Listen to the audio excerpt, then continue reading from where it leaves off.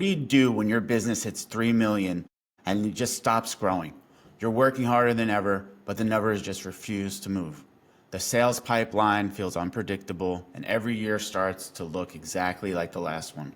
So if you're in that $2 to $5 million range and your growth is stalled, this video is going to show you the real reasons your company is stuck and what you can do to finally break through. Now, let me tell you something most business advisors won't. There's a reason 40% of companies never make it past 3 million, and it's not what you think. It's not the market. It's not competition. It's not even that you just need to work harder. The problem is, so I worked with over 30 million B2B companies that are founder-led, and they're in the exact same position. And I've seen the 5 different traps at work that happen over and over. Not one or two of these. Usually it's 4 or 5 of them, and sometimes it's all 5 at once. So here's really what's happening in your business. So trap number 1 is what I refer to as the referral treadmill. And just think about this, like, where'd your last 3 clients come from? And if you said referral or some kind of introduction or just some kind of like existing relationship, that's the treadmill right there. And the thing about referrals, they're incredible for getting you to 3 million. They're low cost, they're high trust, they close fast, but they're really terrible for getting you to that next leap after 3 million, because what nobody tells you is about the referral-based growth is that you really have zero control of how they come, how many you're getting, what industries are going to be. And like one month you may get 2, 3 perfect fits, and the next month you're getting nothing, and then you can't really forecast it. So like you can't scale it. You can't even explain what happens when it does. The research shows about 85% of referral-led companies in that $2 to $5 million range get most of their revenue from referrals. So this is probably, if you're listening to this, is probably you. The brutal part is, the sad truth is that the same companies, these companies can't really forecast 60 days out, just 2 months. So we onboarded a new client this year, and they had 3.2 million in revenue, and they've been at that number for 3 years straight. So it's Acumatica ERP implementation partner, and I asked the founder, like, how far out can you forecast that pipeline? And he just laughed at it, because it wasn't like a laughing in a happy way. It was more just like, honestly, like, it's just impossible for me to even think that far out. And that's 6 weeks. That's really what you get if 85% of your revenue comes from referrals. So here's what it actually means to run your business, on that 60-day kind of trek. If you're getting 85% of your revenue from referrals, you really have like this 60-day window here. And what that actually means to run your business is you can't plan the hiring. You have no idea if you're gonna need 2 or more consultants for Q3, or you're gonna just need 0. Maybe if you want to get office space, you can't commit to paying the rent. You can't make that strategic investment that's probably takes 4 months to pay off, because you really have no idea what your cash is going to be in 4 months. So that's not really running a business. You're really running like an expensive lottery where you occasionally win, right? But January 1st, you're basically starting from 0. And this is what founders tell me all the time. Like, they have no idea where their next year's revenue is going to be, because they have no idea who's going to refer them and when. And that's just hitting a treadmill hard. You're kind of going for, hitting that 6, 9, you're going fast, and then, you're back down to 0 or 2. And, you could be running hard, or you're definitely moving, but, you're not getting anywhere. So the second trap here, I call the client concentration, is really about the client concentration. And I think, here's a question for you, is just what percentage of your revenue really just comes from your biggest client?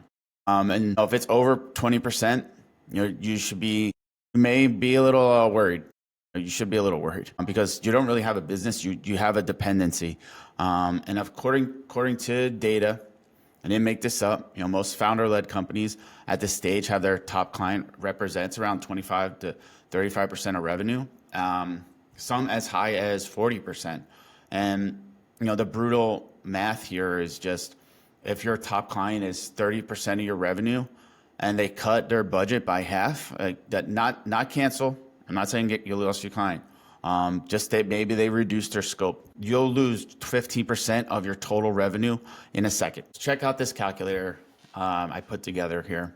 And looking at it, can your business survive a 15% revenue drop with no warning? And most can't, because you're probably hitting, you're probably running at, that 10, 15% net margin if you're lucky here. And a 15% hit doesn't just mean a 15% profit hit. It often means like you go from profitable to underwater. And, this is like worse than, what's worse than like the financial risk here is, it's the negotiating position that you put yourself in. When a client knows that they're 30% of your revenue, what happens when they start asking for a discount, when they start slow paying their invoices, when they demand terms that you'd never accept from anybody else, you just have to take it, right? And it's because you can't afford not to.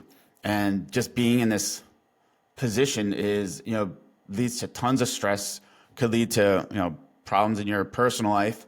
And, I've watched this played out a number of times. We had a logistics software client last year, and their biggest client was 32% of their revenue. They came to them in November of last year and just said, like, we're renegotiating the pricing for the upcoming year, and we want 20% off, or we're just gonna, bid this out. And the founder knew it was a bluff. Switching costs were high. The relationship was fairly strong from what they've said, but he also knew that they couldn't afford losing 32% of their revenue going into Q1 and having zero pipeline visibility. So what they work out? They worked out 15% off, which effectively killed his profit margin for the entire year on that account. Man, that's not a negotiation. That's basically hostage taking. And the insidious part, when you start thinking about this, is that the risk is invisible on your P&L. Everything could start looking fine, and revenue is stable, margins are okay, and right up to where that one client leaves, or it gets acquired, or the new CFO decides to consolidate vendors. Then what happens? You're in crisis mode. You can't replace that 30% revenue in 90 days. Not when your sales cycle is 130, 211 days, and you don't have predictable pipeline. All right, so the third trap here is that founder bottleneck. Let me paint this picture for you. Your team needs approval for a proposal. They wait on you. A client has a technical question only you can answer, so they're waiting on you. Someone wants to know if they should pursue a lead, so they gotta wait on you. The pricing exemption request comes in, so who needs to make that decision? You. Every decision, every exception, every judgment call, it all flows through you. And congratulations, you're not really the CFO, the CEO here. You're the bottleneck, and it's extremely frustrating for your whole team, I'm sure. Research shows that 70% of founder-led businesses stall between 7 and 12 million because of this exact problem. And it starts way earlier. It starts in this $2 to $3 million range, because here's the thing: when you're at 1 million, maybe you have 8 people on the team, you can make every decision. You should, realistically, you probably should be making every decision. But when you're at 3 million and you got 20 people on staff, 30 people, you physically cannot. There's just not enough hours in the day for you. So what happens? The decisions start piling up, projects slow down, your best people are getting frustrated because they're sitting around waiting for you to approve things that should have been decided days ago. And they probably have the capabilities to do it, and they're just kind of starting to get a little frustrated at their desk. We're talking to a founder recently in an IT services company, and they're at hitting those over 4 million. They have about 25 employees, and he told me the average, they get an average of 63 requests per week. He counted it, so 63 was his limit. He knew he couldn't do any more than that. But that's 12 decisions a day. He's spending his whole day being like the approval machine. That's days, the day you can't be working on strategy or business development, or just saying yes to or no to things that just other people should be deciding. And when you're doing that, you can't unplug. You're basically, from the time you wake up to the time you go to sleep, you're kind of in this decision-making mode. You can't hit vacation, can't go out with family. Holidays kind of turns into, just trying to catch up on work. You realize this when, it comes when you have a big event, or like an anniversary, and you want to turn off your phone and disconnect and be with your husband or your wife. And then he had mentioned coming back to dozens of decisions that are just waiting for him. So just that stress and anxiety kind of goes to the next level, because if you come back with all these decisions that are on your plate, some of them are time sensitive, some that might be customer facing, and some may just be sitting there for days and weeks because no one's authorized to make that call. And that's just becomes an expensive job you can't quit. It's not your business anymore. And the kicker is, the longer you stay in this problem, the harder it is to break, because your team just learns to wait for you. They stop trying to make decisions because they become dependent on you making every call. You kind of stifle the innovation. And if you have a team, some people on your team that are innovators or go-getters and really want to grow your company, that kind of stifles that. And what it means when you finally try to delegate there, and they're not ready. They haven't really built that muscle in their job. So you need to end up pulling on decisions back, because then it's faster if you just do it yourself. And we've all been there. And it's doing something like that just starts reinforcing that bottleneck, bringing you back into the cycle again, and keeps you stuck. If realizing you can't scale feels all too familiar, you're in good company. Most founder-led firms hit walls around the $3 million mark, and they stay stuck because they've never built a predictable revenue engine. If you want help moving from referral-dependent growth to steady, reliable pipeline, check the link at the top of the description, and I'll show you the exact steps growing B2B companies use to create consistent demand and reduce their risk. Now, let me show you the 2 traps that make fixing the first 3 almost impossible. And the trap number 4 here is this forecast fiction here, because what's funny? I'll ask a founder, what's your revenue going to be 6 months from now? They give you a number. They'll shoot me a confident number. We're projecting 1.8 million in Q3, and then you ask what's that based on?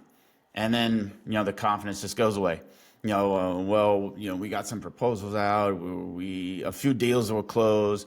We're talking to this one big prospect, and we think 2 of our existing clients are going to expand here. So if we close 60 of what's in our pipeline and add maybe 2 or 3 new logos here, blah, blah, blah, blah, blah. It really just means I have no idea. I'm guessing. I'm hoping. There's some historical averages I'm trying to warp into my thinking here. And really, the reality is only 15% of sales teams can close within 5% accuracy. That's 15%. So if you're founder-led, referral-dependent with 130-day sales cycle, selling at risk-averse to those risk-averse traditional industries, you're probably not in that 15%, because the research shows that most B2B companies at this stage have forecast accuracy around 30 to 40, and that's barely better than just random, because when you have these random numbers, you can't plan anything. You can't plan the hiring.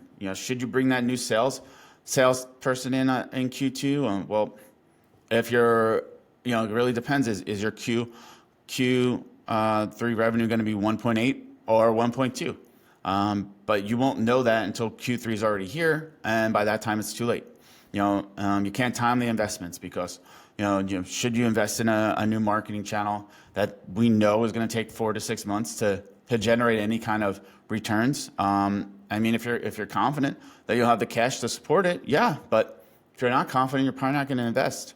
So you can't make these strategic decisions because you don't know what the resources you're going to have in the next 90 days. So that causes you to play it safe. You don't hire a new person on the team. You don't invest in marketing. You don't have that new channel open up.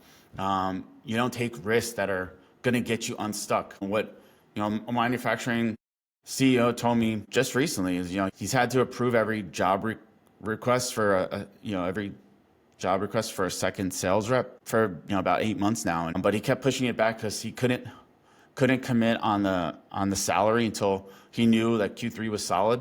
And then by the time he knew Q3 was solid, Q4 is now uncertain. So it just never happens. You never start growing. And then 8 months without an approved position they can't fill because revenue is just too unpredictable. And that's not what forecast visibility does. It doesn't make planning hard.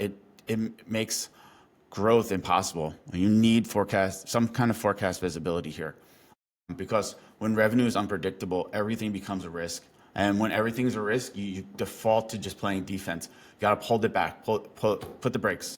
And companies that grow past that 3 million don't have better luck. They don't have better visibility. They can see 6 months out, 9 months out. It's not luck here. So they can make moves before they have to. I mean, you can't. So you don't. And you're getting another year, another 3 million. And the last trap here is more of this marketing skepticism. This is probably the trap that keeps all other traps in place. And you need to do something about referral dependency. You need a predictable pipeline, and you need to get your name out there. But what do? You hire the marketing agency, and who doesn't like that? A good idea. But they promise you leads. They promise you pipeline. They promise you predictable growth through content or LinkedIn outreach, DMs. And then 3 months later, you spent $30,000 and gotten like a few social media posts, a content calendar for your company, a bunch of impressions, and then maybe a few blog posts about industry trends or something like that. And, maybe you got some leads, some terrible, some completely unqualified. Your sales team, probably tried to follow up with them over and over because they downloaded some kind of ebook. And one guy, maybe he got back to you and then you wanted some free consulting, and then they thought you were selling like a $500 a month SaaS product, and not some like real implementation. Another maybe was like a student doing some research. These are all leads that I can think of that just happened with some clients we just started onboarding, and that's why they fired their agency. And they tell themselves like, it takes a while now. Like they're jaded. They're thinking marketing doesn't work for their business, but it does work. It's just the way you're doing it wasn't working. And if you're now like that, now your team's gun shy. You don't want to risk spending more or investing more because you've been burned. The research says like average B2B founding companies tries about 2 to 3 marketing agencies before they just give up entirely. And I think that's why like when someone suggests like let's invest in marketing, immediate the immediate reaction there is just skepticism. Why waste it?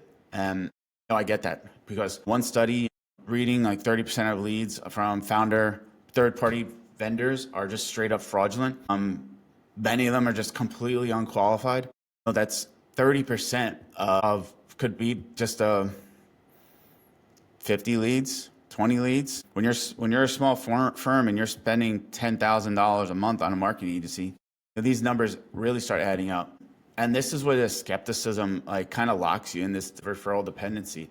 That's what keeps you at 3 million, because the pressure, it creates more pressure to do something, which makes you more vulnerable to the next agency. That makes those big promises, and that just burns you again. It's a loop, and I it's tough to see it, but many founders stay in this loop for years.